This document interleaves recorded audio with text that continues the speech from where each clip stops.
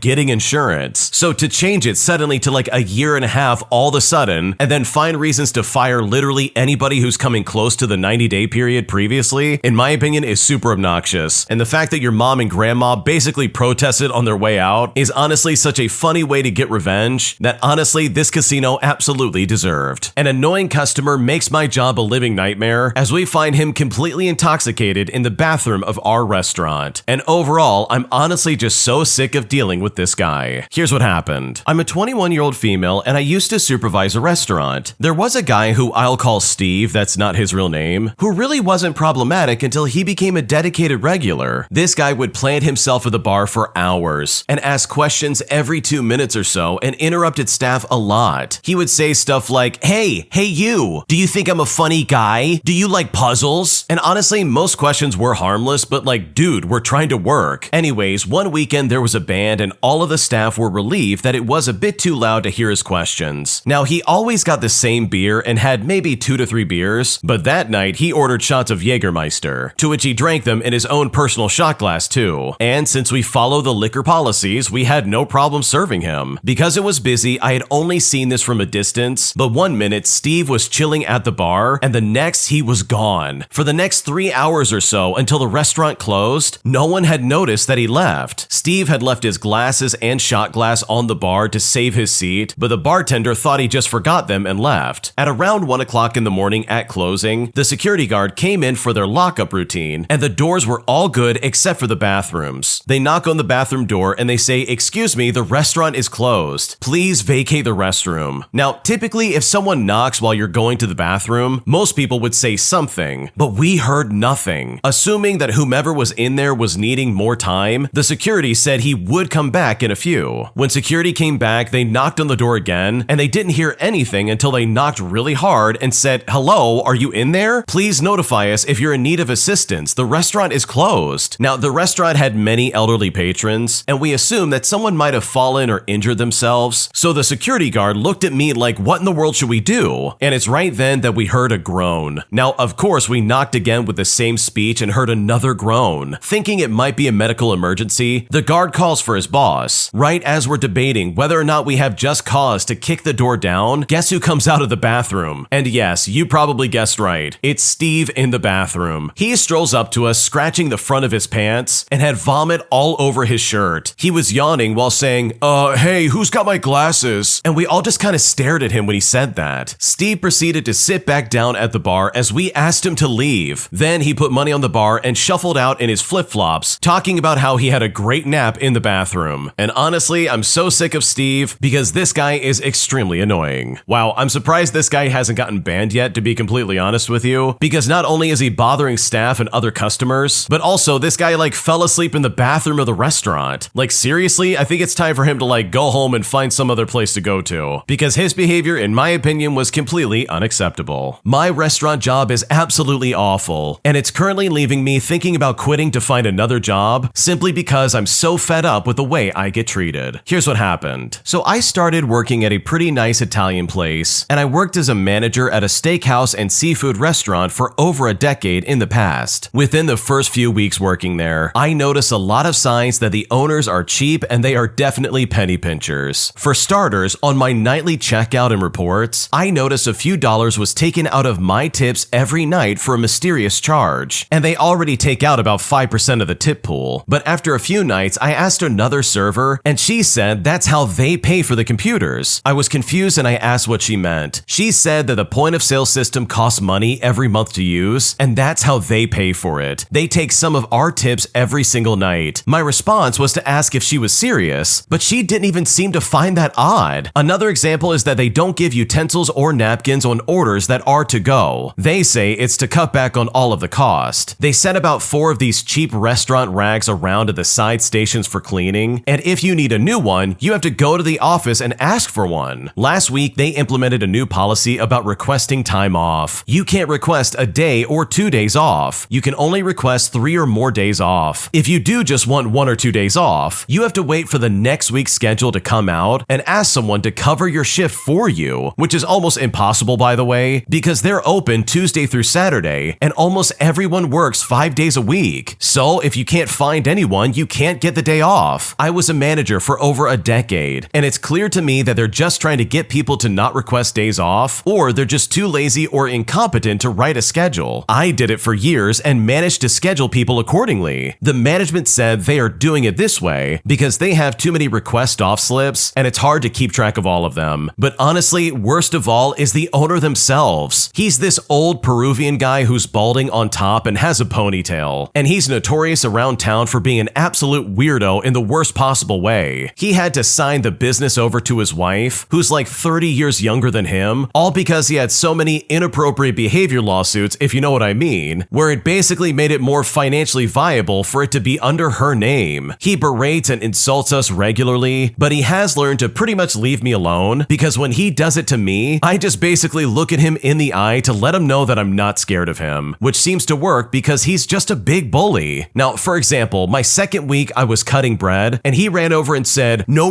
you're cutting it too thick." And I said, "Oh, you want thinner slices? Okay." He then said, "No, not okay. I fire people who say okay." I just look at him and I said, "Thank you," and then I walked away. Like, what in the world is he talking about? He does stuff like this all the time. Sometimes he can be kind of chill, but you never know when he will fly off the handle and be a jerk. Also, the overall vibe of the employee seems to be a bit off to me, like they have some kind of superiority complex. My family ran a restaurant for over 20 years, and it definitely wasn't as high class. Think of something more like Red Lobster than anything else. But unfortunately, we had to close it down because Texas Roadhouse bought the lot it was on. We weren't fancy per se, but we served wine and lobster and crab and prime rib, and we were big in the community and we were well loved. On my first day at this place, I was talking to a couple of the waitresses about it, and they were straight up talking trash about my family's business right in front of me. They said to me, "Yeah, I heard awful things about that place. I went and it was awful. I've only heard awful things." And I said, "Wow, you talk a lot of garbage for me standing right here." Another time I was talking to the kitchen manager about a meal she hosted for some big shot guest, and I made a joke about how I like to eat Taco Bell, and she said, "Okay, well, this isn't Taco Bell, and this isn't your family restaurant. We do things much differently here." Now, I'm a pretty laid back guy, and I generally let things just roll off my back. Plus, I'm only working this job to earn money while I go back to school to get my degree. But the attitude and general atmosphere of the place does grate on me. I'm not crying every night or anything like that, but the thought of my next shift does give me a small amount of anxiety because I feel like I'm entering a somewhat hostile work environment every shift. There are actually some really cool people there, but most of them are just younger staff members, plus the kitchen who barely speaks English. I'm thinking of quitting for a better place though. The tips are alright, but servers only get like 15 to 20 hours a week, so every 2 weeks my check is only $1,500 or less. So honestly, would you put up with this kind of stuff at a restaurant? Because right now, I seriously don't know what to do. First off, to answer your question, no, there's no way I would ever put up with that. But also, if I was in your shoes, I definitely would be getting out of there. Like, there's no reason for you to be putting up with that kind of garbage, especially with what you've described. Like, that seriously sounds awful. I would not want to work in that kind of environment. So hopefully you're able to find a better job, because what you literally just described sounds absolutely awful. And in my opinion, you absolutely deserve a much better working environment. My grandparents are so obnoxious about Thanksgiving every single year, as both sets of my grandparents always seem to have conflict over who's coming to their Thanksgiving dinner, and I'm honestly so sick of the drama that I now don't know what to do. Here's what happened. So all my life, Thanksgiving was my favorite holiday. Every year we spent the whole of Thanksgiving with my mother's parents. There would be lots of games, some sports that we would play, and a Thanksgiving dinner that simply couldn't be beat. And then, lucky me, I'd get to spend the next day with my other grandparents for Thanksgiving number 2, where we would eat their leftover turkey at brunch. Now, little did child me know that this holiday would be embroiled in decades of family politics and conflict. So, gather round as I tell you the insane history, and you can understand how now, even 7 months in advance of next Thanksgiving, it's all about to fall apart. Strap in, because this is kind of a long story. To make it easier for all of you to follow, I'm going to call my maternal grandparents Matilda and Matthew, and my paternal grandparents Patricia and Patrick. And no, these are not their real names. Now, the status quo I described above is the result of an unsteady peace treaty between two warring factions. To be clear, this was the contract. Thanksgiving would be held at Grandma Matilda and Grandpa Matthew's house, with Thanksgiving 2 at Grandma Patricia and Grandpa Patrick's house. And Patricia and Patrick would also get to host the first night of Passover in the spring. This way, everyone was happy. Now, how did we get this way? Well, in the beginning, when my parents got married, they used to alternate. One year it would be at Matilda and Matthew's house, and Passover would be at Patricia and Patrick's house. Then the next year they'd flip. And this was a perfectly reasonable compromise that made everybody angry for some reason. And by everybody, I mean all the grandparents. And I guess that both sides just wanted it all for themselves. The first inflection point came when great-grandma Pamela passed away, and great-grandma Pamela is Patricia's mother. Patricia, rather understandably, really wanted to host Thanksgiving that year, just to have the whole family close. And so my parents went there instead. Mind you, this was all before I was born. To my knowledge, Matilda and Matthew were okay with this, but the problem came the following year. Patricia and Patrick still expected to host Thanksgiving because according to them, it's their year, isn't it? Unsurprisingly, that argument went over like a lead balloon. My parents then proposed the second reasonable compromise that made nobody happy. The grandparents can trade years hosting, but the other set of grandparents would be invited. This worked for exactly 1 year. The year following great-grandma Pamela's death, Thanksgiving was hosted at Grandma Matilda and Grandpa Matthew's, and Patricia and Pamela went there as well. And by the way, it's not like these people don't get along together or anything like that. They just happen to be completely insane in inconvenient and incompatible ways. The following year, my father asked Grandpa Patrick to invite Matilda and Matthew, and was flat out told that no, that's not going to happen because there's not enough room. Now, on the one hand, Patrick and Patricia live in a New York City apartment, so space is legitimately limited. But on the other hand, like seriously, are you kidding me? So my father told him either invite them or we as a family wouldn't come, and the answer was still no. So that is how we arrived at the accord that I described earlier. But in contrast, this one stuck. It lasted for over 2 decades, and throughout the entirety of my life until Grandpa Patrick passed away in 2011. Grandma Patricia, again completely reasonably, wanted the whole family together and asked my parents if we could do Thanksgiving at her house that year. Only this time, Grandma Matilda put her foot down. Now, I should explain a little bit about Matilda. Thanksgiving had become, after 25 years, her special holiday. It was the largest gathering that side of the family held every year, and it was and is very important to her. She also didn't have a whole lot of sympathy for Grandma Patricia, in part because of prior shenanigans and because she got Passover every year, but also because she gets Thanksgiving too every year. So, according to her, it's not like Patricia won't get to see us. It's been well known in my family that Thanksgiving at Matilda's is non-optional, and my parents parents were told that no exception would be made for Patrick's death. My parents, very torn at this point, made the decision that we would honor the terms of agreement and spent Thanksgiving at Matilda and Matthew's place. And I'm told that Grandma Patricia has never forgiven them for this. And so for the past decade, that's how things stood, and everyone was kind of happy except for my parents. For one thing, getting to Matilda and Matthew's house on Thanksgiving is a pretty big pain in the butt. With Thanksgiving traffic, it's about 2 hours each way. Also, the guest list at Thanksgiving includes some branches of the family they don't get along with. And the guest list has to be the same every single year because that's simply the way that it has to be. Lastly, my parents would very much like to host some family events themselves every once in a while. Honestly, the whole situation has become very exhausting for my parents, who basically never get to enjoy the holidays anymore and haven't for years. These concerns have been raised, they have been considered, and promptly ignored. Now, Grandpa Matthew is getting older and rather unwell, and we are now worried that he may not be physically or mentally capable to keep hosting Thanksgiving. This and many other reasons has led to rampant speculation over the past few years as to whether the mandatory traditions would finally end. But just the other day, Grandma Matilda made it clear to my mother, as long as they're living in their house, they will keep hosting Thanksgiving. As an aside, that's a lovely intersection with a separate argument because my mother wants Matilda and Matthew to move closer to any of their adult children for their own well-being. This finally brings us to the present day. My parents have decided that they will not be attending Thanksgiving at either grandparent's house. They are either going to host for themselves and invite any family members brave enough to join them, or go down to Florida to visit my sister, who's been doing a PhD program there and is barely able to visit home once a year. None of the grandparents know this yet, and when this decision is announced, it's going to be a nightmare. So I have a few questions that I'm kind of wanting to get answered. Do my parents just go the scorched earth route of hosting for themselves, or should they use my sister as an excuse and go visit her? And also, which family members do they invite? What should my various aunts and uncles on both sides of the family do? They want to have all these details ironed out in advance just so they can present a united front. Also, what should I and my partner do? My parents told me that we have their blessing to do Thanksgiving however we want this year. So I mean, do we just go with my parents? Do we go to Grandma Matilda and Grandpa Matthews anyways? Or do we go to my partner's house for the first time in the 5 years that we've been together? What should I do? Wow, this is seriously some crazy drama that's going on right now. For starters, this contention over Thanksgiving of all holidays is like really weird to me. Thanksgiving has always just been like this precursor to Christmas for me, and it's not really a holiday that I ever take super seriously. So all this drama between your grandparents, in my opinion, is really funny. But more to the point, I think it's important for you to remember that you and your partner have the freedom to do whatever you want. If you want to go literally anywhere else for Thanksgiving, then you absolutely can do that. This drama sounds obnoxious to deal with, and it sounds like there's some politics in the family that I would try to steer clear from. So hopefully this all works out for you, and hopefully your grandparents understand where everyone's coming from. Because honestly, from the sounds of it, it seems like they're going to be offended pretty much no matter what. And in my opinion, that is not your fault in the slightest. My entitled friend gets kicked out of our friend group after she uses me all because of my family's wealth. And now after she spent over $45,000 of my money, also she could buy stuff that she wanted, we finally hit a breaking point where she was kicked out of our friend group, claiming that I'm the reason she spent all that money. But right now, I'm honestly feeling guilty about the whole situation, and at this point, I seriously don't know what to do. Here's what happened. Okay, to start off for some background, I come from a very influential and wealthy family. My grandparents were self-made millionaires, and my parents quadrupled the family wealth by the time I was even born. Thus, I grew up in a very different world than most people. When you grow up in a situation like mine, you develop certain habits that are different from most people. Now, having grown up around a lot of affluent children and going to very elite private schools as I grew up, I mean, my parents traveled a lot, so I'd always be moving around with private tutors, filling in where needed. I was never really in one place for too long. So I developed depression as a result of this lifestyle. Eventually, I talked with my parents and I decided to move to a public high school. I was just so desperate for actual friends that I could connect with, and I hoped if I separated myself from that bubble, I could make some real friends. And this is how I met the first actual friends I've ever made. They were already an integrated group of friends by the time I transferred to the school. But one of the guys, who we will call Mark as a fake name, is really into cars just like I was. And so he was the first person to actually approach me on my first day to talk. And trust me, we hit it off immediately. He introduced me to his friends and I hit it off with basically all of them. them. And it was amazing. I connected to these people like I had never connected to anyone my age in my life. For the first time in my life, I felt cared about and understood for something deeper than my last name or my family's wealth. As sort of a byproduct of this, I became very generous with all of them. I'd always cover bills and buy gifts for my friends. For their birthdays and other important events, I'd go all out. I've always been someone who loves giving to people and seeing them happy and enjoying what I did or got for them. But one girl in the group, who we will call Sarah, was very happy to receive gifts, which was the whole point of me giving them, so I never minded how she reacted. But Sarah was taken very quickly by the idea of having a rich, close friend. Whenever there'd be a situation where there would be a bill or payment to be made and I was around, she would always make a pretend joke about how lucky they all are that I'm friends with them. Or if we're out to eat and the server took the bill, my friends always offered to cover their parts or split with me, but I'd always just wave it off as my treat. Without my noticing, others in the friend group began taking note of Sarah's actions. And this was all told to me before things really started to hit the fan. They would take it upon themselves to sort of curb Sarah's actions by distracting her or outright just telling her to stop asking me for things. Apparently, she would react to these rebukes with childish defensiveness about how I never minded and I would just get whatever it was for her. The entitled acting continued to get more outright as time went on. Like, we'd be walking around a mall as a group, talking and laughing amongst each other, and out of nowhere, Sarah would run up with a bag or whatever she had and be like, "Oh, can I get this? It's so cute. I've wanted this for so long." And she would look at me beseechingly, and me, being the honestly naive person that I was, would always just say yes. Sometimes the awkward or abruptness of the situation would even hit me and I'd be just a little bit confused. Like, I could be in a full-depth conversation with my friends about something and genuinely enjoying our time, and I would then hear Sarah just shout out about wanting something or shoving something under my nose out of nowhere and asking for it. Now, this was unknown to me, but several of my friends really began to resent Sarah for the way she was treating me. They saw it as her treating me like a bank account and taking advantage of our friendship for material gain. Towards the final third of the school year, when I truly became an irreplaceable and loved member of the group, my friends would give me hints and little talks. They would say stuff like, "You do know you don't have to buy us anything for us to be your friend, right?" I very stringently reassured them that I knew our friendship wasn't contingent on any monetary purpose, but I still teared up at their thoughtfulness. Now, a lot of this comes from them after the situation, but my friends would always reciprocate with thoughtful gifts. For example, one of my closest friends, who I actually have started dating, is an aspiring pianist and a beautiful singer, and they composed an original song for me all from scratch for my birthday. On my birthday, my friends surprised me with personalized gifts, which was the first time anyone has ever done that. However, Sarah didn't give me anything, arguing that I already had enough. This sparked a heated argument where my friends defended me and criticized Sarah for not considering the gesture of giving. Despite my insistence that I didn't expect anything, the situation escalated. Sarah felt attacked for highlighting the privilege involved in expecting gifts, which left me feeling really guilty. However, my friends reassured me they gave it out of love, leading to a heartfelt resolution with a group hug. But that all came crashing down as the big explosion of this friend group happens next. As the school year neared its end, I decided to treat all of my friends to an extravagant vacation to one of my family's properties. My goal was to create an experience they would cherish forever. When I announced the invitation, their reactions ranged from shock to overwhelming excitement and gratitude, and trust me, I spared no expense, taking the entire group shopping just to ensure that they had everything they could possibly need for the trip. I'm talking swimsuits, outfits for going out, and much more. Despite their attempts to be mindful of expenses, I insisted on indulging with them, often encouraging them to choose more than they initially intended. Sarah, in particular, embraced this opportunity to splurge, spending significantly more than the others. On the day of departure, I arranged for each of them to be picked up from their homes in separate cars. I ensured the family's biggest aircraft was the one used, and I made it clear that they wouldn't have to spend a single penny. I wanted to cover everything as a gesture of my appreciation for their friendship. Sarah, meanwhile, ruthlessly bragged all over social media, taking selfies with anything expensive she got her hands on. When we landed, I surprised everyone with their own individual credit cards for all the personal expenses and vacation spending. If they wanted to hit the shopping district for souvenirs, or really anything, I made it clear they could get whatever they wanted. I really spoiled them absolutely rotten. Now, not to get into the minutia of the vacation itself, south, but we had an amazing time. It was actually during this vacation that the friend who had a crush on me for most of the year finally confessed their feelings to me and we began dating. And he is the single most amazing person I've ever met. All in all, it was collectively one of the best summers of my life, and everyone else said as much themselves. It brought us all closer as a found family, and I decided to stay for my final year of high school with them, now with my best boyfriend anyone could ask for. A couple of weeks after returning from vacation, I got a call from one of our family accountants, and it turns out that Sarah had kept the credit card instead of handing it back like she was supposed to. And when she came back to the United States, not only had she continued to use it, but she had racked up almost $45,000 in charges. I was at my boyfriend's at the time when I got the call, and my God, if you could have seen the look on his face when he heard the details. And his mom, who definitely became a second mom to me, went absolutely insane when my boyfriend dragged me to her and explained. They both had to basically stage a mini intervention with me when I started to make excuses about Sarah, saying how I can afford the charges and maybe she really does need the money. Now please try to understand. Growing up, I had never been taken advantage of in this specific way. I was used to this attitude where you would one-up each other and this elitist connection building fake friendships and all this other stuff. The idea of a friend doing this to me was something I had no experience with. My boyfriend ended up calling over every member of our little family except for Sarah and explained exactly what she was doing, and everyone basically exploded. It was Mark who first voiced essentially that this has to end right now, and this mini intervention turned into a big-scale intervention. It lasted hours. They kind of broke me apart by explaining how basically everything Sarah was doing to me was seriously a one-sided thing. I couldn't accept that someone that I had come to love despite everything would do that to me when I would have done anything for her. My friends had to go to a bit of a tough love situation on me and harshly spell out what she was doing. They showed me my own text conversations with her and showed me how often Sarah was asking me for money or for a gift or some kind of item, and how she would use my emotions against me to make sure I never said no. By the end of it, I was a sobbing mess. I felt so betrayed and stupid. I kept blaming myself for enabling her, and maybe if I'd been more strict with not letting her just get whatever she wanted, she wouldn't have taken advantage of me and bought so many things. My friends really came through in not letting me make excuses for her, and they ultimately decided together that due to the way Sarah had been treating me, they were going to cut her out of our group, and I was shocked that they would do such a thing for me. They had only known me at a year by that point and had apparently known Sarah since about first grade, but apparently, according to their view, not mine, I had been a much more genuine friend and given them such joy and happy memories in just that 1 year than Sarah had given them their entire friendship with her. So basically, they chose me. But that positive cloud soon ended. Sarah was invited to one of the other friends' house, and they laid into her just absolutely no mercy. They went over every aspect of how her way of treating me was horrible, and my boyfriend was especially ruthless. He had compiled a literal pile of receipts and copies of posts, as well as several text threads, as if he was going to court for me. Sarah was defensive from the beginning and had ready-made excuses for everything. Basically, she just blamed me for it. She said it was unfair because she asked for things and I just said yes, which made me feel guilty because the fact of the matter is I did. When she would express that she wanted something, I'd always jump in and offer to buy it for her. But they were just as frank right back at her. They told her that they had had private conversations with her about constantly coming to me asking for things because they knew I would say yes. They apparently repeatedly told her to stop doing it because they saw it as taking advantage of my nature of wanting to give and give. They claimed she knowingly took advantage of my nature, that she knew it was how I was and specifically used it to get what she wanted. She argued that I had come into their lives and would buy them, but she meant herself, such expensive things all the time whenever they, or rather she, expressed it, and that she thought it made me happy to buy her things. She argued that she was doing me a favor by giving me an outlet to do so, which I mean is fair, right? It did make me happy to buy my friends things, I mean all of them, including Sarah. Seeing the happiness from giving is really what makes me happiest. I do have my own personal interests like super fast cars and watches, but my favorite thing to do with my money has always been to buy gifts to give to other people. So I can really see why Sarah would feel like she was helping me by giving me a constant opportunity to get her things because it made me happy. But my friends strongly argued against that. They said that Sarah never showed any real appreciation for me, nor ever gave me any anything in return. She was always only ever happy for the thing I got her, and her thanking me was apparently very fake and fleeting. They brought up how she didn't even bother to put together something of a birthday gift for me, while I got a $15,000 purse for hers, to which she brandished the text thread to their faces, where she got me reassuring her that she doesn't have to get me any gifts. Now, my boyfriend was like a growling jungle cat by this point, shouting about how I was saying that because I had never been given genuine, thoughtful gifts before they gave them to me, and that those text messages were blatantly manipulating me into granting her a free pass to never have to reciprocate any generosity by me. Now, in this moment, I felt both so loved and defended, but also so wrenched and guilty. This was my family, basically, and I consider them truly like my family, and they were ruthlessly defending me to the hilt. My boyfriend was almost climbing the walls in passion for how Sarah had been treating me, but at the same time, I was basically a homewrecker. I felt like I was breaking up a family because I was too naive, and I didn't have any ability to set any boundaries. They had been close for years, and here I was just coming in and splitting it up. At the end of the very long summary of the entire year of her behavior, the stolen credit card finally came up. When the words credit card were said, Sarah's face was chalk white. First, she tried to deny it by saying, "Oh, it could have been anyone. You gave credit cards to like 14 of us," which I just explained the basic information that every credit card was unique and traceable, and that it's literally on record which one was assigned to whom. For the first time, I really entered the situation to talk to Sarah, and I just quietly asked her the following: "Do you even realize the magnitude of what you did? What you did is literally credit card fraud and theft. If my parents found out about this, they'd make sure our lawyers had you jailed." And seriously, I was not trying to gloat or be triumphant. I was just scared and very worried for her. She was so lucky that it was me she did this to, because I know and have met many people who would have had her in a cell faster than you can say credit fraud. Now, I expected and slightly hoped for some remorse or an apology or even something, but all she did was panic and start shouting about how it would be completely unfair and evil to do that because I gave her the credit card, and how was she supposed to know that she wasn't allowed to keep it? So in the end, I just tiredly told her I would clear the outstanding balance and she would not have to face any consequences. She could even keep whatever she bought with my money, but she just has to return the card. She gave back the card in a sullen attitude, like I was being mean by ruining her fun or something like that. I just held the card and leaned into my boyfriend exhausted, as the group explained that Sarah was no longer any of their friends. Well, that started up Sarah on a whole screaming tantrum about how it's my fault for all of this, blaming me for giving her permission to do what she did, and then taking it back and playing the victim. My boyfriend and Mark frog marched her out of the house, and we spent the rest of the day just decompressing, and I asked them over and over again if they were absolutely sure that they wanted Sarah cut out and me to basically take her place. They smiled, and my boyfriend was like, "Listen, you're being silly," and told me picking me was the easiest choice they'd ever made. Now, it's been quite a while since that whole ordeal, and I'm now in my senior year. It's going great, other than Sarah trying to frame me for cheating on my boyfriend and very nearly splitting us up, which is a whole different story. But I still feel guilty whenever I think about this. Sarah's words about how I basically ruined years worth of friendship over just money has definitely made me doubt myself. Wow, this is a crazy roller coaster of a ride. First of all, Sarah is an awful friend. This is a terrible person through and through. She used you and got away with getting what, $45,000 worth of stuff? Like, that is credit card fraud. You are 100% right. Like, she literally kept the credit card that was meant for vacation and was like, "Oh yeah, I'm gonna use this for everything." Not to mention her behavior where she's like, "Ooh, I wanna buy everything." Like, she literally only wanted you around because you were rich. And that is in stark contrast with all of your other friends, because it really does seem like your other friends really do care about you. So for her to go around and be like, "Oh man, you're gonna buy me all this stuff, right?" Like, that is insane to me. And yes, she absolutely should have been kicked out. Like, trust me when I say this is not someone you're gonna miss. And it's not someone you're gonna want around your friends anyways. Like, the rest of your friends all love you because of you, and not because of your money or any other extenuating circumstance. They're not going around being like, "Oh yeah, what are you gonna buy for me next?" Like, none of them have done that, and they've even been like, "Wait, no, I'll pay for my portion of the meal." Or they've even like stepped up and said, "Oh no, I can buy this for myself." Like, there isn't this automatic expectation from everybody else that you're gonna pay for everything. And that, in my opinion, especially considering your situation where your family is like really loaded, that's a wonderful sign that yes, they do care about you. And Sarah is not one of those people, because when she looked looked at you, she only saw dollar signs. She did not see a human being with needs or wants or desires, and she just straight up didn't care about you at all. Like, she didn't even get you anything for your birthday. Like, what an idiot. Sure, you're gonna say, oh, I don't want anything for my birthday, but any real friend would ignore that and be like, yeah, I'm gonna get you something anyways. So yes, you made the right decision by getting that lady out of your friend group, because God knows how much more money she could have spent out of your wallet. And I think you're 100% right. I think your former friend definitely got off lucky, because if this was anybody else, I'm convinced that they absolutely would have put her straight in jail. If you like Am I the Jerk, you're probably going to love Am I the Genius. Check it out, link down below in the description. Also, go to amithejerk.com/submit if you would like to submit your own stories. Am I the jerk for leaving my husband at our lake house with his family, who invited themselves over without asking me or anybody first? Because right now we are both very upset with each other, and at this point I seriously don't know what to do. Here's what happened. So my husband and I own a lake house that we spend most of our free time at when it's warm. We go there over the winter to check on it and do any basic maintenance that is required, so it's not really set up for any winter living. We often invite friends and family over, and we have almost 2 acres of land, and there is a lot of room to park an RV or set up a tent. The house has a septic tank for the toilet. All the other water goes to a gray water tank that we use for gardening and the lawn. We only use biosafe products, and we have a very well-built and ventilated outhouse for when we have people over. So last weekend was the one where we went out to get the house ready for the spring and summer, and we ordered the water truck to fill our tanks and the propane guys to fill up that tank. We ran water through the pipes to flush them out and get them ready for use. And right as we're doing that, his mom and dad showed up with his brother and his family, which honestly would have been fine, except it was a cold and awful weekend. So they didn't want to set up tents and stay outside. I asked him why they were here, and he said that he told them we were going out, and they sort of just invited themselves out. They didn't bring out much besides sandwiches and a bunch of beer, and they didn't understand why we didn't have any water toys ready. But like, seriously, there's still ice on the lake. I asked my husband to tell them that we're not ready for any guest and that they need to leave or at least help us out, but he simply wouldn't do it. So, being frustrated and a little bit upset, I decided to leave. I said I needed to run to the store, and I took my car to the grocery store 5 blocks from my house. And this is an Asian market with some fantastic sushi. I think my husband expected me to just be going to the gas station like a mile from the lake, but that is definitely not what happened. I left him out there to prep the house and deal with all these people, and he's now upset that I left without telling him, and that I also was not coming back, that he had to do all the work by himself, and that he had to clean the house all by himself. He said his family thought I was rude not to stick around and host them. But here's the thing, I did not invite them. I told them that the house was not ready for anyone to be there. I told them that we did not have enough toilet paper for 8 people, and he knew that we only had food for the 2 of us for the weekend. And I honestly think that this is his fault and his problem. So I seriously need to know, should I have just sucked it up and taken one for the team, or am I the jerk for leaving in the way that I did? Because right now we are all still very upset, and at this point I seriously don't know what to do. No, this is absolutely not your fault, and I think your husband needs to grow a backbone. Like, seriously, this guy allowed his family to invite themselves out to your lake house and didn't even bother to be like, wait, no, you can't show up. Like, this would have been an easy conversation from the get-go. He should have just said, oh, I'm sorry, but you can't come out because we are literally not prepped for anybody. Also, our lake house is not available during the winter. And that literally would have shut down any kind of argument they could possibly have. Like, I am right there with the original poster. This is completely his own fault. And it's so ironic that his family's like, oh my god, it's so rude that they didn't stick around and host us. But you know what else is rude? Showing up uninvited and thinking you can stay here without any kind of like forward notice. If he wants to surprise you with all of these people at this house that you did not plan for, then you should not be the one forced to host it and try and deal with it. So no, you are definitely not the jerk, because the way your husband acted, in my opinion, is incredibly selfish. And if he's gonna get himself into this kind of mess, then he's the one that absolutely deserves to try and clean it up. A creepy, obsessive regular at the bar I work at is obsessed with me in every way possible, but after making it very clear that I have a boyfriend and that I'm not interested in him, despite his desperate attempts to win me over, this creepy customer finally hits my last nerve when he demands that I give him a hug after he finds out that I'm quitting my job. And now, after rejecting him and turning him down in probably the most awkward way possible, I now feel really bad, as I never even wanted this situation to happen in the first place. Here's what happened. So I work at this kind of awful bar where where there's a regular who started coming right when I was new. He immediately had a crush on me, which he told multiple people about and didn't even try to hide, which honestly doesn't necessarily bother me. I've had flirty guests who are into me before, but it doesn't bother me unless they are creepy about it. He progressively started coming more often when he knew I was working and started telling me more about his life. He told me about his sister dying, his depression, and his broken life basically. He kept saying how glad he was to see me, how much he needed it, and how much he needed time with me. And I thought to myself that this is starting to make me feel a bit weird, but it's not really anything bad yet. He then said to me, I need some more time with you outside of your work hours, and I'm just trying to avoid him asking me out. He tried to slide me his phone to put in my contact information, so I told him I have a boyfriend, which is true. And when I said that, it was really awkward, but he was nice about it. Then he started coming in more and more and staying for the entirety of my shift, which usually is about 4+ hours. He always sits at the bar and I can't really avoid it since I need to stay there as well. The entire time, I keep being clear about having a boyfriend, but he seems more and more into me. He started giving me songs to listen to and all this other stuff. I got a summer job abroad and I put in my notice for work, and my employer said I can return when I'm back home. Well, the guy came in and was saying how distraught he was when he heard the news and that he needed to see me before I go. He wrote me a playlist and added his number, but I just said thank you and made no comments about the number. At the end of my shift, I swear I saw this guy crying. He comes into my last 2 shifts, both days staying super late and talking to me nonstop. I just felt so awkward and uncomfortable, especially since he wasn't doing anything inherently bad. He's nice and all, but it was just too much overall, since I'm not interested in him whatsoever. He continues to mention the possibility of us texting and staying in touch, even though he knows that I am not single. Then, at the end of my last shift, after he was there since the beginning of my shift 5 hours ago, this guy says to me, "Come on, give me a hug," to which I respond by saying, "I think I'm okay." And oh my god, his reaction was so awkward. He just stammered over his words and said, "Oh, okay, I'm gonna leave now." Now, I feel bad because of how he told me about his really personal problems, but also I kind of feel justified. Everyone said I did a good thing, but I still feel so bad. I mean, it was so awkward for me. I didn't want to hug him at all, and I also didn't want him to have the thought that he has a chance with me. I get the impression that he hoped I would be single by the time I return, since he said that a lot can happen in just a couple of months. But honestly, I really don't like this guy, and I seriously hope I never deal with him ever again. No, you didn't do anything wrong, because that guy is incredibly creepy. Like, for starters, the way he's constantly coming to the bar to spend time with you and to sit at the bar and basically bother you for 5 hours? That is incredibly creepy. And for him to continue doing that even after you told him, "Hey, I've got a boyfriend, I'm not interested," like, that makes it even worse in my opinion, because he knows that you're not available, but he's still going after you. Like, that's so weird. That's not okay. And you know what? When it comes to him trying to give you a hug, in my opinion, I think you made the right decision. Like, what he was asking for was completely over the line. He was only sharing those personal things about his life so he could try to win you over, or just to manipulate you into feeling sorry for him, so that maybe in some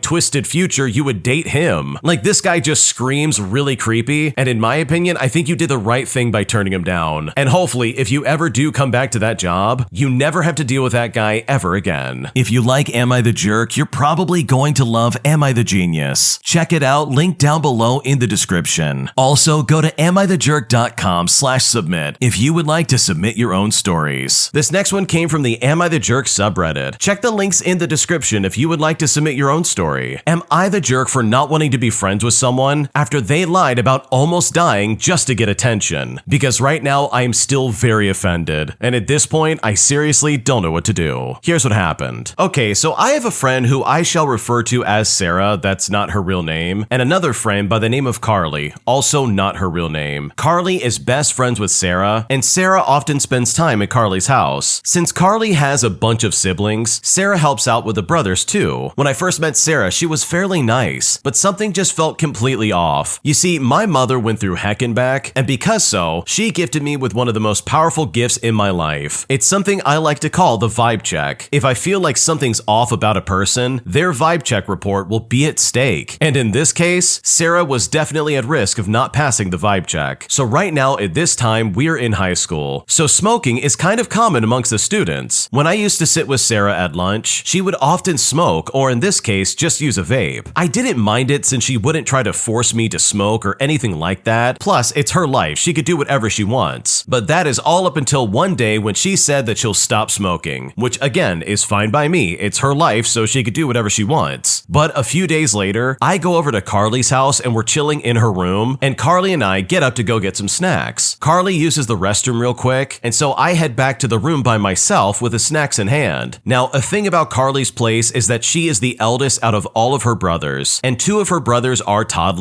and would often walk into Carly's room when they are left to play. Anyways, I walk in and Sarah is vaping with the windows closed and the door cracked open. I was confused since not even a few days ago she said she was going to stop smoking. She said she just needed to get the edge off because of her family. And as a quick side note, she had no family problems. I know this because of my mother's coworker, which will be explained later on. I then quickly asked her to put it away because of the toddlers and the fact that none of the windows were open. And thankfully she does, and that ended that scenario. Now, I would have brushed it off completely if it wasn't for something that happened that really ticked me off, because right now I simply can't look at Sarah the same way. So a year after that, I was sitting inside at a lunch table and I was peacefully eating my sandwich. Right then, Carly comes towards my table with her lunch and she looks visibly upset. I put down my lunch and I ask what's wrong, and Carly explains that Sarah was in the hospital for liver failure and told Carly that she had a 75% chance of passing away. Carly breaks down and I try my best to comfort her, trying to reassure her that Sarah will be alright. And again, my makeshift spidey senses were starting to tingle and I sensed that something wasn't right. Now, my mother at the time worked with Sarah's older sister by the name of Ray, also not her real name. They worked at a coffee shop, and when I came home that day and explained to my mother what happened, my mother said that was really weird, since Sarah visited the coffee shop that day and she looked completely fine. Confused, I asked for more details, and my mother informed me that Sarah was indeed fine, and that Ray just had a liver biopsy. So you can probably imagine how ticked off I was. Not only did Sarah lie about being on the edge of death, but she worried Carly to the point of her breaking down. So I texted Sarah and I asked her how she was feeling. And mind you, this was 2 days after she told Carly about her supposed liver damage. I said to her, "Hey Sarah, how was your day?" Sarah responded by saying, "I'm fine, how about yours?" And after responding by saying, "Oh yeah, today was decent," I said to her, "Hey, I heard from Carly that you were in the hospital for something to do with your liver. Are you feeling okay?" Sarah said, "Yeah, I'm fine." And I responded by saying, "Good," and then I asked to know when she got out. And that's when she told me a day ago. And I thought to myself, yeah, now I'm really ticked off. Carly was one of my best friends, and Sarah is taking advantage of her kindness and empathy. No, that is not going to happen. At that point, I absolutely went off. Now, I'm not going to say exactly what I said because trust me, I used some very colorful language. After that, Sarah acted like nothing happened. She still smokes and makes up small lies that don't even matter. And Carly is still friends with Sarah, but I just can't look at Sarah the same. I still can't forgive her, and even if I had to, I just can't do it. She hurt one of my dearest friends, and until I see some actual change, I find it hard to even think of her as the same sweet person that I thought she was. Next month is Carly's birthday, with Sarah and I both being invited to the party. And right now, I am seriously on the fence about going or not, because Carly is seriously one of my dearest friends. So I really need to know, would I be the jerk if I skipped out on this birthday party? Because right now, I seriously don't know what to do. Okay, for starters, I really hope Carly knows the truth about Sarah, because Sarah blatantly lied to Carly about being like in the hospital on the verge of like passing away. Like that is seriously insane, and that is not something you just lie about and then move on with your life. That's one of those things you just don't make up, because that seriously is messed up. Like everything else about Sarah seems like just the typical like annoying teenage girl, but the fact that she's lying to your friend and being like, "Oh my god, I'm on the verge of death. There's 75% chance I'm not gonna live through this," when all she had was like a minor procedure, like that in my opinion is super sketchy, and I would not want to be friends with that. But more to the point, in my opinion, I don't think this Sarah lady should get in the way of your friendship with Carly. So in my opinion, I think you absolutely should still go to this birthday party and just ignore Sarah altogether, because you're gonna be there to celebrate Carly, and in my opinion, I would just ignore Sarah and not give her the time of day. Am I the jerk for giving away my dad and my sister's tickets to my graduation ceremony, and by telling them not to bother showing up, since apparently they had plans about about an hour before my graduation, because right now my dad is very upset with me, and at this point I seriously don't know what to do. Here's what happened. I'm an 18-year-old female and I have my high school graduation ceremony this Wednesday. It was sent to my parents in an email that I will be giving a speech that day as my grades made me valedictorian of my school's class of 2024, and I was so excited to do so. My school made us reserve and buy tickets to the ceremony weeks in advance, and I picked mine up on the 26th. The problem started at dinner when I told my family that I picked up tickets for my graduation day, and I would be keeping them with me until the day of, just to make sure that they don't get lost. My dad told me that he and my sister had plans for an hour before the ceremony, but that my mom would be there the whole time, and that they would try to be there for the after party. I was honestly shocked for a moment before starting to laugh, assuming that they weren't serious. When I realized they actually weren't joking, I'll admit that I was a bit mad.